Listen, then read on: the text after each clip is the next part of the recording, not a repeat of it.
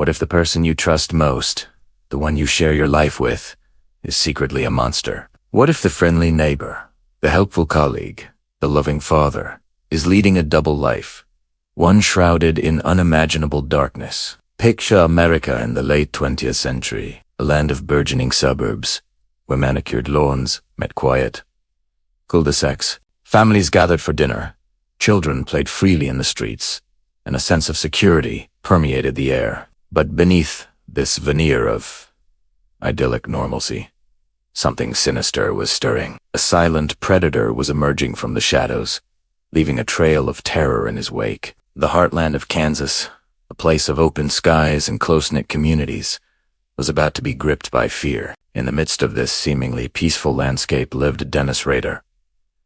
To the outside world, he was an ordinary man, blending seamlessly into the fabric of everyday life. A devoted family man, raising 2 children with his wife. A regular churchgoer, actively involved in his congregation. A seemingly upstanding member of the community, even working as a Boy Scout leader at one point. He was the kind of person you would unthink twice about, the epitome of middle American normalcy. He even held positions of authority, first as an assembly mechanic at Heston Corporation, a farm equipment manufacturer, and later as a compliance officer, ensuring his neighbors adhered to local ordinances. He was the picture of stability, responsibility, and trustworthiness. He was someone you'd invite over for a barbecue, someone you'd ask for help with a home repair, someone you'd trust with your children. He was, in every sense of the word, a pillar of the community. He presented himself as a caring individual, even displaying empathy and concern for others. He was the personification of the American dream, living a life of quiet contentment and contributing to the well-being of his surroundings. But behind the mask of normalcy, a storm was brewing. A storm that would unleash unimaginable terror. The early 1970s brought not only bell-bottoms and disco, but also a creeping unease to Wichita, Kansas. The sense of safety that had long been taken for granted began to erode as whispers of unsolved disappearances and unsettling rumors spread through the community. Doors were locked more often, and children were kept closer to home as an invisible threat loomed over the city. The local news, usually filled with stories of school bake sales and community events, began to carry reports of missing persons, fueling the growing sense of anxiety. Neighbors eyed each other with suspicion, wondering if the monster they were reading about in the papers could be living right next door. Dennis Rader was a man of a routine. He woke up early, went to work, came home to his family, and participated in community activities. He was a creature of habit, meticulously planning his days and adhering to a strict schedule. But beneath this predictable exterior lay a dark and twisted mind, one that was meticulously plotting acts of unspeakable horror. He studied his victims, learning their habits, their routines, their vulnerabilities. He stalked them from afar, observing their movements and anticipating their next steps. He spent countless hours fantasizing about his crimes, meticulously planning every detail in his warped imagination. In January of 1974, the Otero family, Joseph, Julie, Josephine, and Joseph Gr. were found murdered in their home. Their death sent shockwaves through Wichita. The brutality of the crime was unlike anything the community had ever seen. The police investigation was intense, but the killer left no obvious clues. Fear gripped the city as residents wondered who could commit such a heinous act. The Otero family, pillars of their community, were mourned by all who knew them. Their tragic loss left a permanent scar on the collective memory of Wichita. The local police department, ill-equipped to handle such a brutal crime, struggled to find leads. The crime scene was meticulously cleaned, leaving little forensic evidence for investigators to analyze. The lack of witnesses and the absence of a clear motive further hampered the investigation. The case quickly went cold, leaving the community in a state of perpetual fear and uncertainty. The unsolved murders became a constant reminder of the evil that lurked beneath the surface of their seemingly peaceful town. Then, a letter arrived at the Wichita Eagle newspaper, penned by the killer himself. It detailed the murders of the Otero family and claimed responsibility for the crimes. The letter was signed BTK, an acronym for Bind, Torture, Kill, the killer's self-described method. The letter was filled with disturbing details about the murders, confirming that the writer was indeed the perpetrator. The release of the letter to the public ignited a media frenzy, further amplifying the fear and paranoia that had already gripped the city. The BTK Killer had announced himself to the world. The letter sent a chilling message. He was in control, he was watching, and he would strike again. Law enforcement launched a massive manhunt, but BTK remained elusive, a phantom lurking in the shadows. The community lived in constant fear, unsure of who to trust or where to turn. The name BTK became synonymous with terror, a symbol of the evil that could exist in the most unexpected places. The years that followed were marked by periods of silence, punctuated by sporadic communications from BTK. He would send letters to the media and the police, taunting them with details of his crimes and hinting at future victims. These communications were carefully crafted to instill fear and maintain control over the narrative. He enjoyed the attention he received, reveling in the power he held over the community. In 1977, Shirley Vion was found murdered. Like the Otero family, her death was brutal and seemingly random. The police immediately suspected BTK, but they lacked the evidence to connect him to the crime. Shirley's murder deepened the sense of despair and hopelessness that had settled over Wichita. Her family and friends were left to grapple with the senseless loss, forever haunted by the knowledge that her killer was still at large. Then, in 1978, BTK claimed another victim, Nancy Fox. He called her place of employment before the murder, hinting to what he was about to do. This call was recorded, though technology at the time was too poor to make out any recognizable voice. The audacity of this act sent shivers down the spines of Wichita residents. It was clear that BTK was becoming bolder, more confident, and more dangerous. The police investigation intensified, but BTK remained one step ahead, skillfully evading capture. After the murder of Nancy Fox, BTK went silent for several years. The fear in Wichita began to subside, replaced by a fragile sense of hope that the killer had either died or moved away. But deep down, many residents knew that BTK was still out there, lurking in the shadows, waiting for the opportune moment to strike again. During this period of silence, Dennis Rader continued to live his double life. He remained active in his church, participated in community events, and raised his children. He appeared to be a model citizen, a pillar of his community, but beneath the surface, his dark desires continued to simmer, waiting to be unleashed. He meticulously collected newspaper clippings about his crimes, reliving the thrill of the hunt and the satisfaction of evading capture. He continued to fantasize about future victims, meticulously planning their demise in his twisted imagination. He even rose in the ranks at his job, taking on more responsibility and gaining the trust of his colleagues. He was seen as a reliable and dependable employee, someone who could be counted on to get the job done.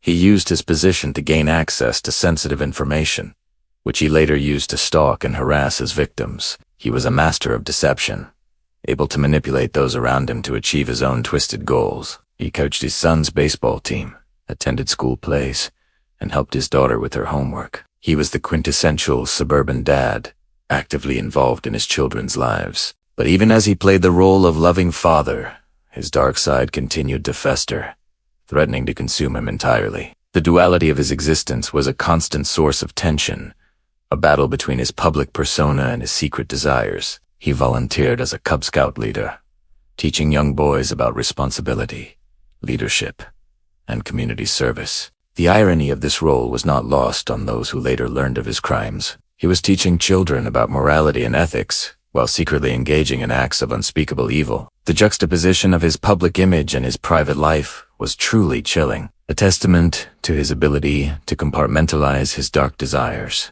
Then, in 1985, BTK resurfaced, sending another letter to the media. He claimed responsibility for several unsolved murders and hinted at future victims. The letter reignited the fear and paranoia that had gripped Wichita for so long. The community was once again on edge, wondering when and where BTK would strike next. The letter was accompanied by a photograph of a victim's driver's license, proving that BTK was indeed the killer. The release of this photograph to the public sent a chilling message.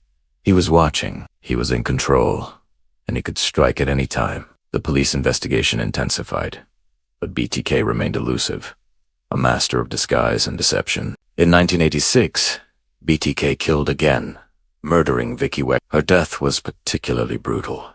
Even by BTK's standards, the police investigation was intense, but they were unable to find any solid leads. Vicky's murder deepened the sense of despair and hopelessness that had settled over Wichita. Her family and friends were left to grapple with a senseless loss, forever haunted by the knowledge that her killer was still at large. He sent a poem to the media, taunting the chilling moniker BTK wasn't just a random label. It was a self-proclaimed descriptor, a chillingly concise summary of the terror Dennis Rader intended to inflict. Bind, torture, kill. 3 words that spoke volumes about the cold, calculated nature of a man who would soon become a household name, synonymous with unspeakable horror. It was a calling card, a boast, a declaration of his depraved methodology. But how did a seemingly ordinary man arrive at such a dark and disturbing place? To understand the making of a monster, we have to look back, peel back the layers of normalcy that masked a sinister undercurrent. The years leading up to Rader's first documented murder offer a glimpse into a mind slowly fracturing, a personality twisting into something unrecognizable. Even those closest to him may have sensed subtle shifts, barely perceptible changes in behavior, fleeting moments of anger or detachment that were easily dismissed or rationalized. Perhaps they were collections, fixations, or hobbies that seemed a little off. Consider the stories of young men who, in their youth, displayed an unusual fascination with control, with power over the vulnerable. Did Rader exhibit such tendencies? Did he engage in acts of cruelty towards animals, perhaps rationalizing it as harmless experimentation? Or was his darkness more carefully concealed, masked by a facade of conformity and social acceptance? These early years are crucial, not to excuse his actions, but to understand the insidious nature of evil, how it can fester and grow undetected beneath a veneer of normalcy. It's a reminder that monsters aren't born. They're made, often through a slow and agonizing process of internal decay. Imagine Wichita, Kansas, in the early to mid-1970s. A typical American city, a place where families built their lives, where neighbors knew each other, where children played in the streets without fear. Then, the unthinkable happened. A shadow fell across the community, a sense of unease that grew with each unanswered question, each unsolved disappearance.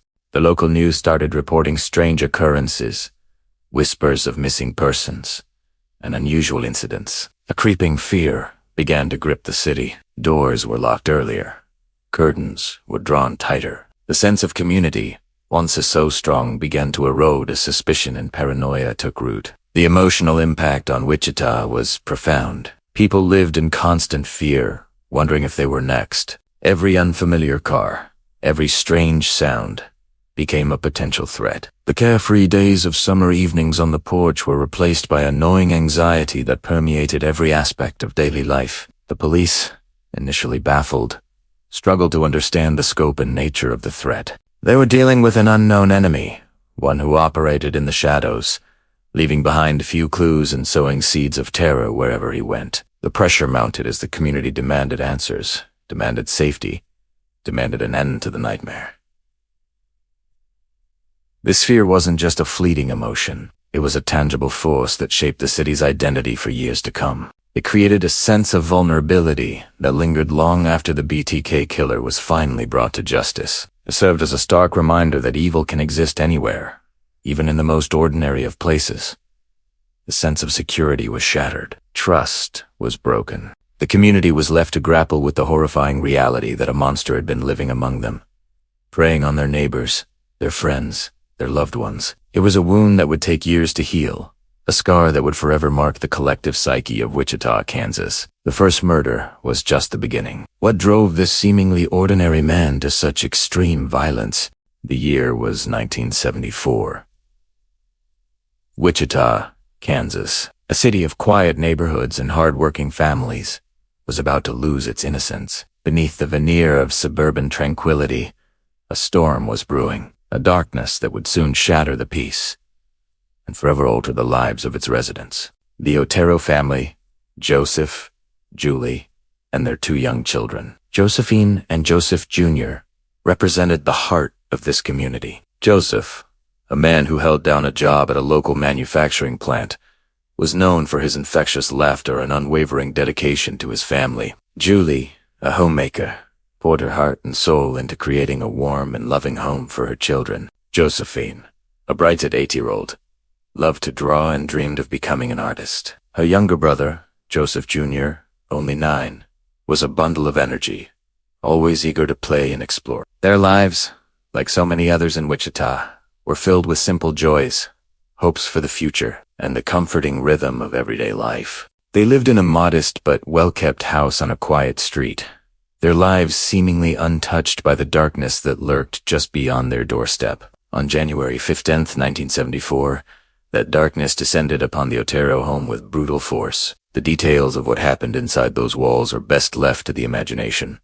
But the aftermath was undeniable. The Otero family was gone, their lives extinguished in a horrifying act of violence. The discovery of the crime scene sent shockwaves through the Wichita Police Department. Seasoned detectives, men and women who had seen their fair share of tragedy, were shaken to their core. The scene was meticulously staged, devoid of any immediate clues. There were no signs of forced entry, no witnesses, no apparent motive, just the stark reality of a family wiped out, leaving behind a void that could never be filled. Imagine the scene.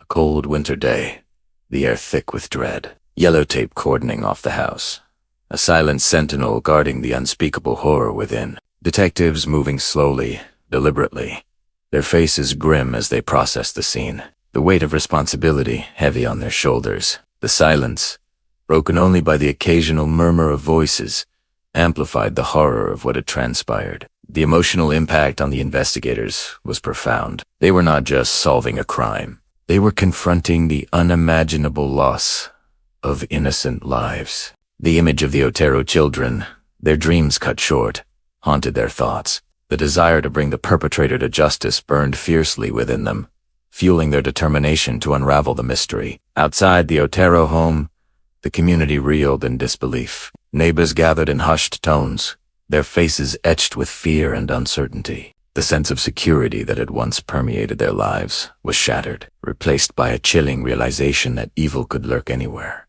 even in the most ordinary of places. The initial police investigation was a frustrating exercise in futility. Detectives canvassed the neighborhood, interviewing residents, searching for any shred of evidence that could lead them to the killer. They followed up on every lead, no matter how insignificant it seemed, but each avenue led to a dead end. The lack of any clear motive or suspect left investigators grasping at straws, struggling to make sense of the senseless. The crime scene yielded few clues. The killer had been meticulous, leaving little trace of his presence. There were no fingerprints, no DNA, no witnesses who could provide a description. The only thing that was clear was that the killer was cunning, methodical, and utterly ruthless. As the days turned into weeks, the investigation stalled. The police department was under immense pressure to solve the case, but they were hampered by a lack of resources and the sheer complexity of the crime. The Otero family murder became a cold case, a grim reminder of the darkness that had descended upon Wichita. The media, of course, was all over the story. Newspapers and television stations reported every development, fueling the public's fear and anxiety. The Otero family murder became a symbol of the city's loss of innocence, a stark reminder that even in the most peaceful of communities, evil could strike without warning. The lack of progress in the investigation led to widespread speculation and rumors. Some whispered that the killer was a stranger, a drifter who had passed through town. Others believed that the killer was someone known to the Otero family, a friend or neighbor who had harbored a dark secret. The uncertainty fueled paranoia and distrust, turning neighbor against neighbor. The Otero family's murder left a scar on Wichita, a wound that would never fully heal. The city mourned the loss of innocence, the shattering of its sense of security. But little did they know, BTK was just getting started. The quiet terror that gripped Wichita grew with each passing day. Can you imagine the fear, the uncertainty? What would you do? Leave your thoughts in the comments below. And this wasn't a one-off event that would fade from memory. The killer, whoever he was, had tasted blood. He had experienced the intoxicating power of life and death, and he was hungry for more. The Otero family was just the beginning, a chilling prelude to a decades-long reign of terror that would forever haunt the city of Wichita. The monster was loose, and no one was safe. What if the killer lived right next door? What if he was someone you trusted? The possibilities were endless, and the fear was palpable. The police investigation continued, but it was like searching for a ghost. The killer had vanished without a trace, leaving behind a trail of unanswered questions and shattered lives. The pressure on law enforcement was immense, but they were facing an adversary who was as cunning as he was cruel. The Otero family murder remained unsolved, a dark cloud hanging over the city of Wichita. The case went cold, but it was never forgotten. The memory of Joseph, Julie, Josephine, and Joseph Jr. lingered in the hearts and minds of those who knew them, a reminder of the preciousness of life and the ever-present threat of evil. But the story doesn't end here. In fact, it was just the beginning. The BTK Killer was still out there, lurking in the shadows, waiting for his next opportunity to strike, and the city of Wichita was about to enter a new chapter of fear and uncertainty. Can you imagine living in a community where you knew a killer was among you? How would that affect your daily life? How would it change the way you interacted with your neighbors? Let us know your thoughts. The Otero family's story is a tragic reminder of the human cost of violence. It is a story of loss, grief, and the enduring power of memory. It is also a story of resilience, of a community that refused to be defined by fear. But the BTK Killer's story is not just about the Otero family. It is about all of his victims, their families, and the entire community of Wichita. It is a story of darkness, but it is also a story of hope, a story of justice, and a story of the enduring human spirit. The Otero family's murder may have been the beginning of BTK's reign of terror, but it was also the beginning of a long and arduous journey towards justice. A journey that would take decades to complete, but one that would ultimately bring closure to the victims' families and restore a sense of peace to the city of Wichita. But what was the turning point?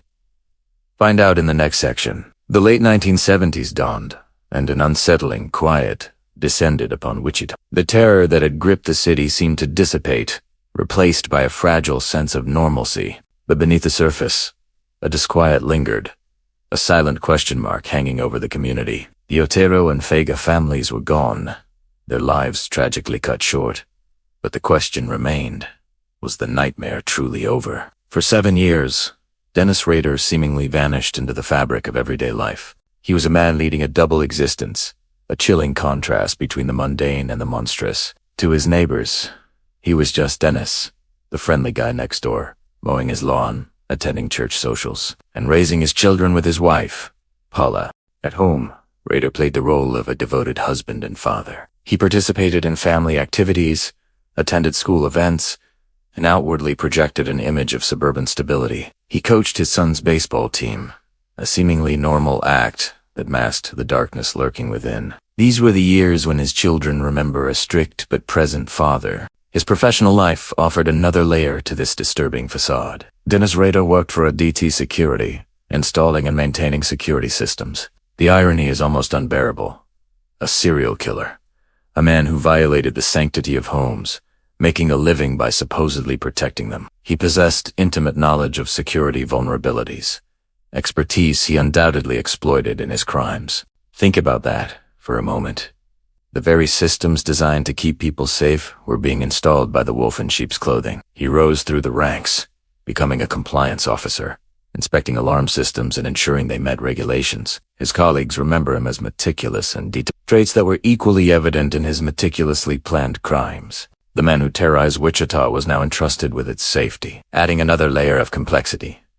Rader was also deeply involved in his local Lutheran church. He served as the president of the church council, a position of respect and responsibility. He was a regular attendee at services, taught Sunday school, and participated in church activities. He even served as a Boy Scout leader, influencing young minds while harboring unspeakable secrets. The cognitive dissonance is staggering. How could a man who professed faith and morality be capable of such depravity? This period of apparent tranquility was not without its shadows. Unsolved disappearances and suspicious incidents continued to plague the Wichita area. The fear that BTK might strike again never fully subsided. Every strange noise, every unfamiliar car, every unexplained absence fueled the anxiety. The community remained on edge, haunted by the knowledge that a killer was still at large, hidden in plain sight. Law enforcement continued to investigate unsolved cases, meticulously collecting evidence and following leads. They knew that BTK was still out there, a lurking presence in their city. They just didn't know who he was, or where he was hiding. Frustration mounted as years passed without a break in the case. The pressure to bring BTK to justice intensified. The families of the victims were forced to live with the agonizing uncertainty of not knowing. They clung to hope that their loved ones would be found, that justice would be served. But with each passing year, the hope dwindled, replaced by a gnawing sense of despair. The years of silence were a constant reminder of their loss, a painful reminder of the unsolved mystery that haunted their lives. Even without active murders, the psychological impact on Wichita was profound. The sense of security had been shattered, replaced by a pervasive feeling of vulnerability. Neighbors eyed each other with suspicion, wondering if the person next door could be a monster in disguise. The illusion of peace was just that, an illusion. This false sense of security would soon be shattered. The dormant monster was about to awaken. The year was 1985. After nearly a decade of silence, BTK resurfaced, sending a chilling letter to a local newspaper. The nightmare was far from over. For years, he lived a double life, a chilling testament to the human capacity for deception. But what triggered his return to darkness? And why did he choose to resurface after so long? The quiet that had settled over Wichita was deceptive. It was the stillness before a storm, a fragile peace, easily shattered. In 1978, the active investigation into the BTK killings went cold, but the case was never truly closed, lingering in the minds of investigators and the collective consciousness of the city. Then, almost a decade later, the silence was broken. In 2004, a letter arrived at the offices of the Wichita Eagle newspaper. Inside, a detailed account of the Otero murders. Information only the killer would know. It was BTK, back from the shadows, claiming responsibility for his past crimes and hinting at more. The chilling nature of the letter sent a jolt of fear through the community, reopening old wounds and reminding everyone that the monster hadn't been vanquished, only dormant. This wasn't just a confession. It was a performance. BTK reveled in the attention, seemingly enjoying the fear and chaos he created. He wasn't just communicating. He was taunting. Subsequent letters and packages followed, each carefully crafted to maximize the psychological impact. Cryptic symbols, poems, and even a word puzzle were sent to the media and police, each piece a breadcrumb in a twisted game of cat and mouse. The psychological toll on the investigators was immense. They were dealing with a ghost, a phantom who could seemingly appear and disappear at will. The frustration was palpable, the pressure immense. Every lead was chased, every clue analyzed, but BTK remained elusive, always one step ahead. The letters were a constant reminder of their failure to catch him, a constant challenge to their abilities. The community, too, felt the weight of these communications. The sense of security they had slowly rebuilt over the years was shattered. Fear returned, and neighbors eyed each other with suspicion. The BTK letters were a constant source of anxiety, a reminder that evil could lurk anywhere, even in the most ordinary of places. The media frenzy surrounding the letters only amplified the fear, turning Wichita into a city on edge. Law enforcement ramped up their efforts, dedicating more resources and manpower to the BTK case. They consulted with forensic psychologists and profilers, hoping to gain insight into the mind of the killer. They analyzed the letters for clues, searching for any detail that might lead them to his identity. But BTK was careful, meticulous in his planning. He knew the risks, and he took precautions to avoid detection. The cat-and-mouse game intensified, with BTK seemingly enjoying the challenge. He would send a letter one week, then disappear for months, only to resurface again with another cryptic message. The authorities were desperate, trying every trick in the book to lure him out of hiding. They even published some of his messages in the newspaper, hoping someone would recognize his handwriting or the details he revealed. The frustration within the police department was reaching a boiling point.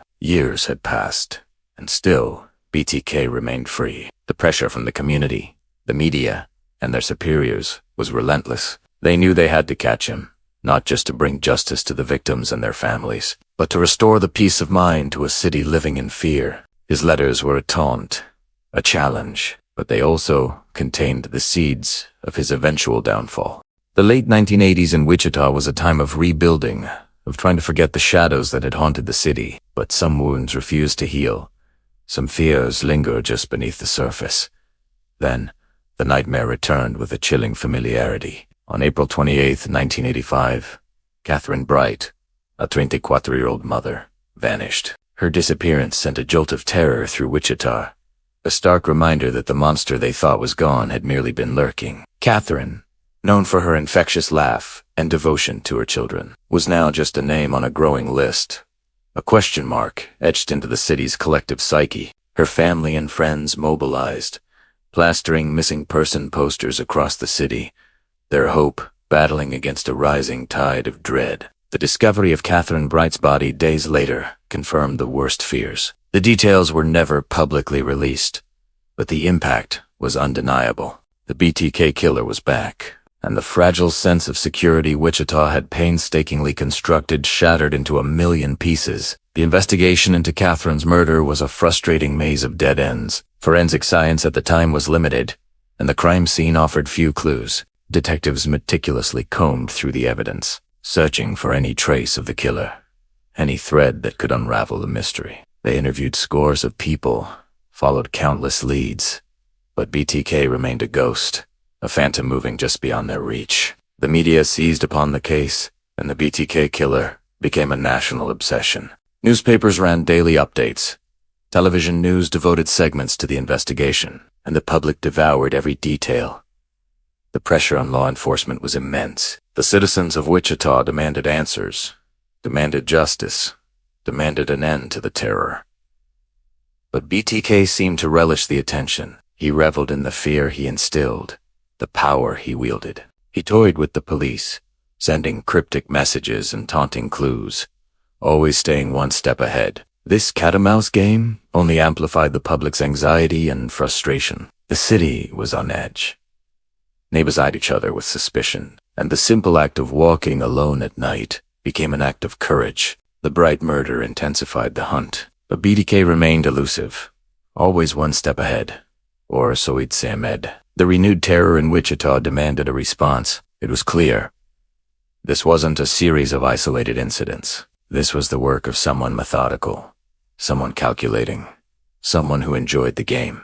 Law enforcement knew they had to act, and act decisively. Thus, Operation Silent Spring was born. Imagine a room filled with detectives, analysts, and specialists, each a piece of the puzzle. They were handpicked, the best and brightest, tasked with a single, daunting mission: to unmask the man behind BTK.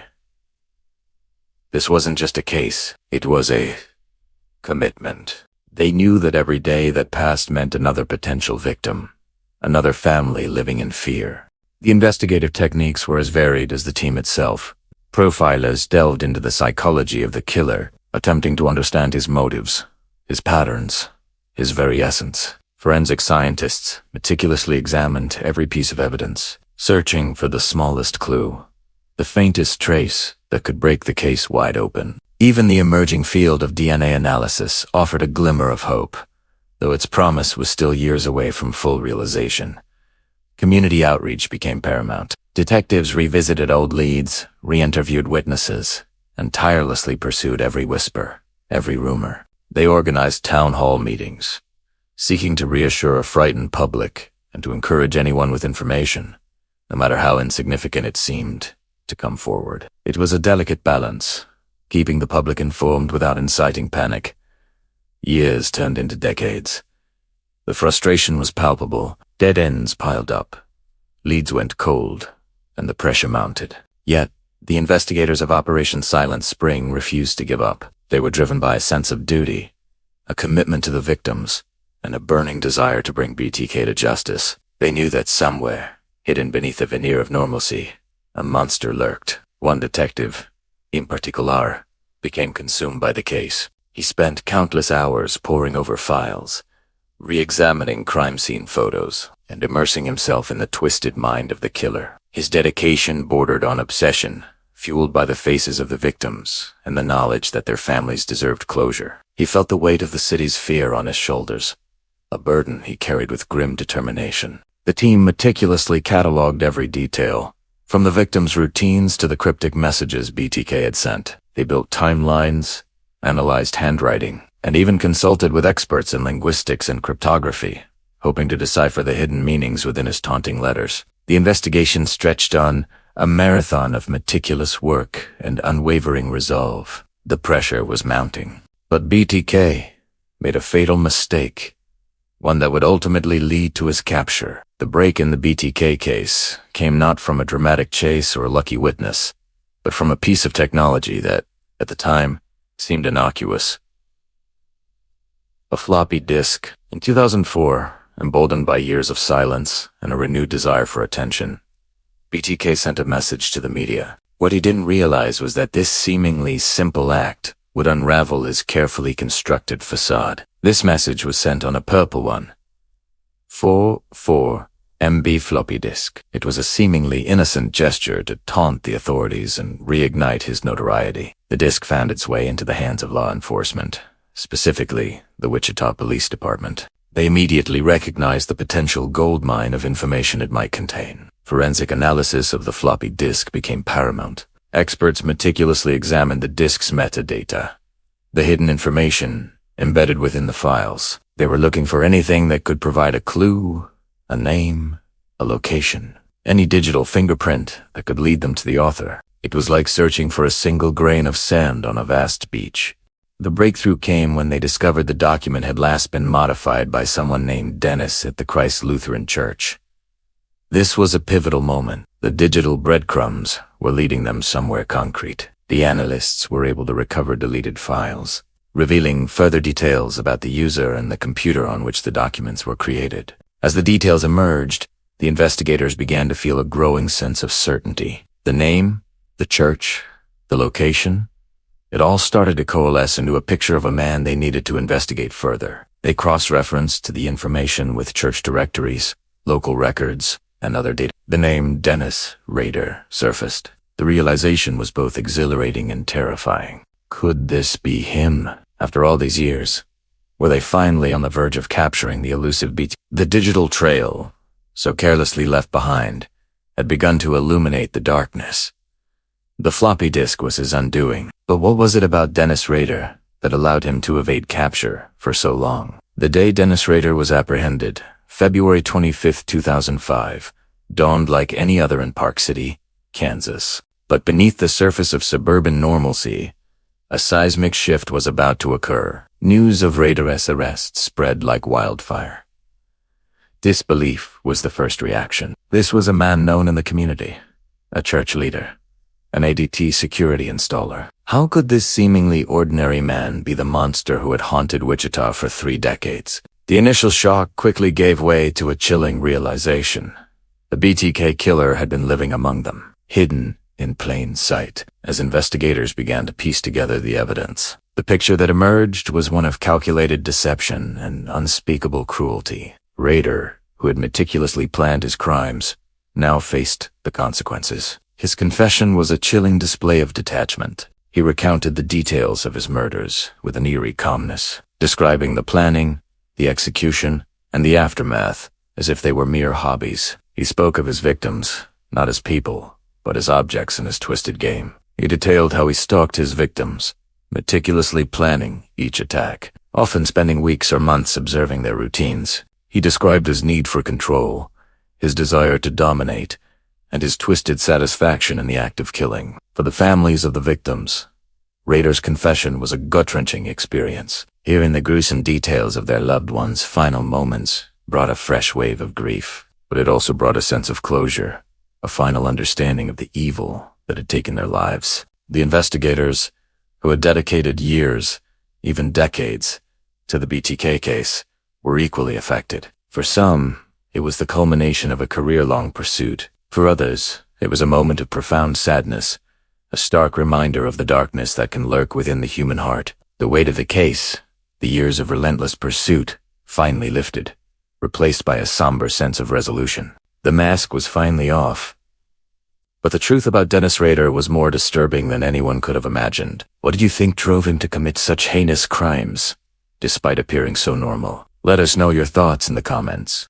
The shadow of BTK stretches far beyond the courtroom, a chilling reminder of the hidden darkness that can lurk beneath the veneer of everyday life. The impact on law enforcement was profound, ushering in an era of advanced forensic techniques and a deeper understanding of criminal psychology. Resources were poured into behavioral science units, aimed at profiling and predicting the actions of potential offenders. Yet, these advancements offer little solace to those who still grapple with unanswered questions. Beyond the technological advancements, the BTK case forced communities to confront uncomfortable truths about their neighbors, about the potential for evil to exist in the most unexpected places. It challenged the notion of safety and security, leaving an indelible mark on the collective psyche of Wichita and beyond. The case became a grim example used in criminology courses, a study in the complexities of motive, manipulation, and the devastating consequences of unchecked depravity. But amidst the analysis